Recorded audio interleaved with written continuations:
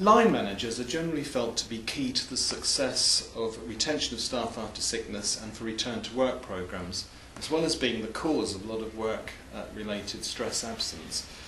What's the best way to tackle this? For example, do you think that we should have health and work training for all managers? Line managers, I think, need to be able to feel confident, whether it's extra training, whether it's put into their routine training, their basic training.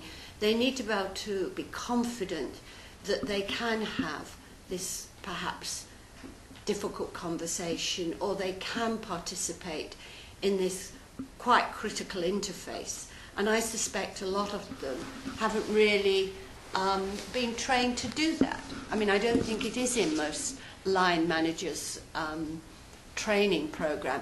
And I think employers do need to think about this, because it is an area which, if you don't get it right, people leave the workplace. Mm-hmm.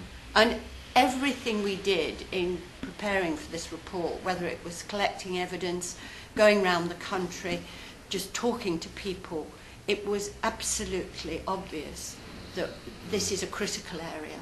And it's one where, I mean, we have to look to employers to get this right and to see it as important. So even going up to the board level, ideally, you'd like to have an awareness of health and work, so that they are actually incentivising their line managers to manage health and work well, workplace health issues well. I mean, ideally, I would love health and well-being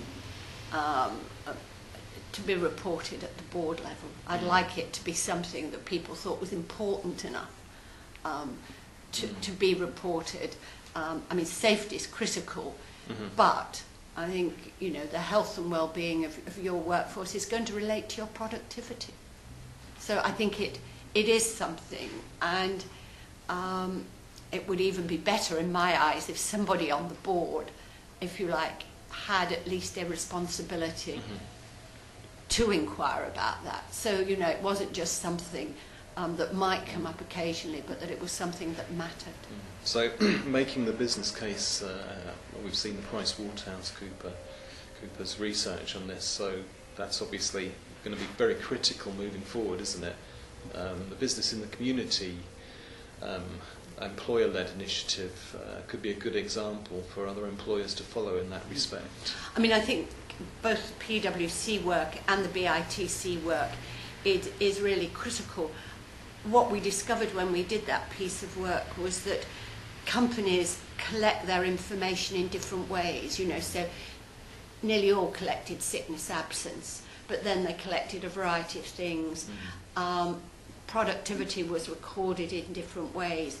So what we do want to get is a framework which we hope that PwC will develop for us with companies and in collaboration with BITC, so that we could offer it to companies as a framework within which to collect data. Because the more data we get that is analysable and that they would be prepared to share, I think the better it is. Standards are being developed for occupational health in the construction industry, as you're aware. Do you think other employment sectors should be thinking about developing their own sort of standards for occupational health or workplace health delivery? What we were really trying to get to in thinking about standards in the report was that if you, as an employer, were going to buy in occupational health, vocational rehabilitation, anything to do with work, health and well-being, how do you know you're buying a good product? I mean, we don't know that at the moment. Or what product to buy. Exactly. What product to buy, and is that product of a high standard? Yes. And because you might buy it and be disappointed, and therefore think occupational health is no good, or vocational rehab is no good, but it might not be that. It might be that what you bought wasn't of a high standard. So I would look very much now to the professional bodies. This can't come from government. It certainly can't come from anywhere other than the professional bodies really believing and intending to set some standards, you could then accredit suppliers.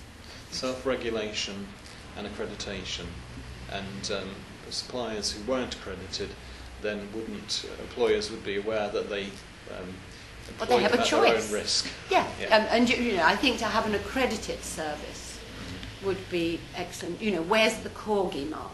Yeah, the Corgi mark for workplace health services. Okay. In terms of what to buy, you've got a quite bewildering range of choices, haven't you?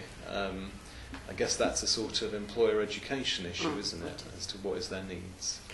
Because in the the recommendation we made about the setting up of an advisory service, particularly focused on small and medium-sized companies, it was exactly for this sort of purpose. How do you know what you need?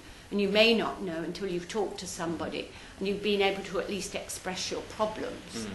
And then, once you perhaps have an idea of what you need, you ought to then be able to purchase that at a standard that you can be satisfied with. Yeah. Okay, Dame Carol Black, thank you very much for talking to Personnel today and Occupational Health.